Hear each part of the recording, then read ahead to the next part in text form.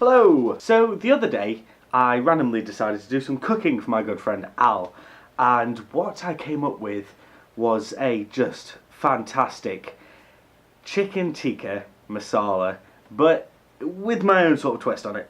Basically the dish is chicken tikka with masala sauce around the edge, and the difference is that the chicken tikka pieces themselves are mild and delicate and brilliant, and the sauce itself is where all the flavour and heat lies. Now, not to say that there's not flavour on the chicken, we are going to marinate it, but it just makes it all the more just fantastic.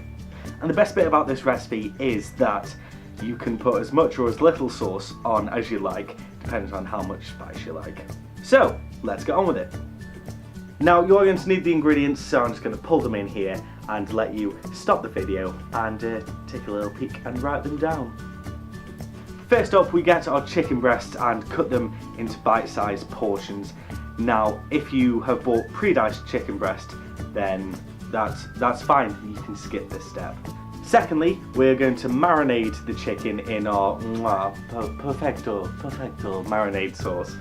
So what we do for that is we get 4 or 5 tablespoons of yogurt, natural yogurt, unflavoured, and to that we add in the following spices: curry powder, chopped chilies, either dried or fresh, paprika, coriander, ginger, either dried and ground or fresh, and a huge helping of salt and pepper to season it. Then just coat the chicken in this marinade, making sure that all the pieces have been covered, and leave it to marinate. The longer the better. In the meantime, while that's marinating, we are going to get on with our sauce. First, finely chop up a stick of celery. Then, in a pan on a dry heat, we are going to throw in some cherry tomatoes. Now, what we want to do with these is we want to get a lovely charred sort of look on the skin, and what that does is it just helps to bring out the flavours of the tomato, just make just perfect, just perfect tomato sauce. We're going to throw in the celery and help those to cook down just a little bit before we add in our chopped tomatoes. So we go in with the can of chopped tomatoes, and watch out because the pan will be very hot and very dry, so as soon as it comes into contact with that tomato liquid, it will shoot up and it will look like this.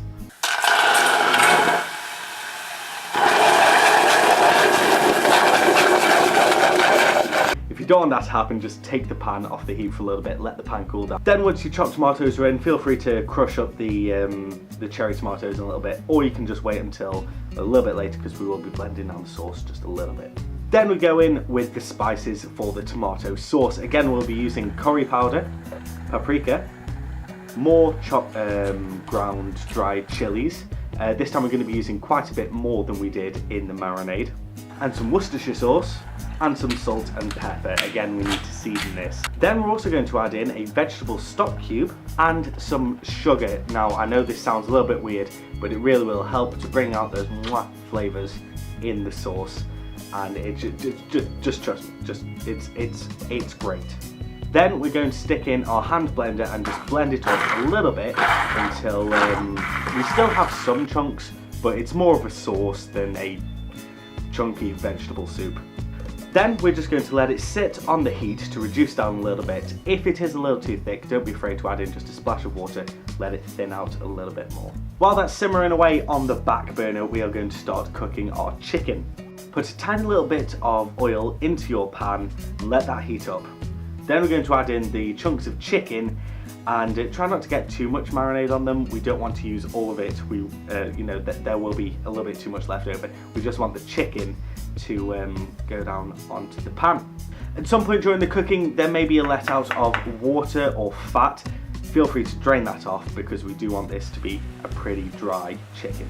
Then just turn the chicken on the heat occasionally until it gets nice and brown on the edges, and then we have our cooked chicken.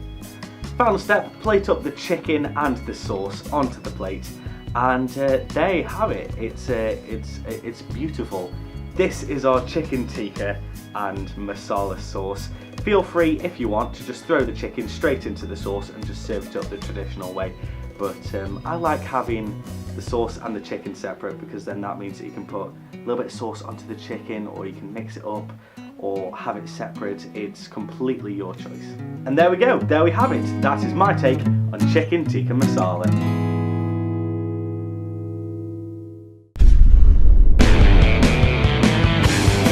Thank you very much for watching my video. I do hope you enjoyed it. If you did, please give it a like, and if you want to see more of this sort of stuff, then make sure you do whack that like button so I know to make more of it. If you're more interested in my other stuff, my comedy skits and sketches and that, there is another video that way. And if you haven't subscribed to me yet, what are you doing? Hit that subscribe button and you'll know when my videos come out. It's free. What are you doing?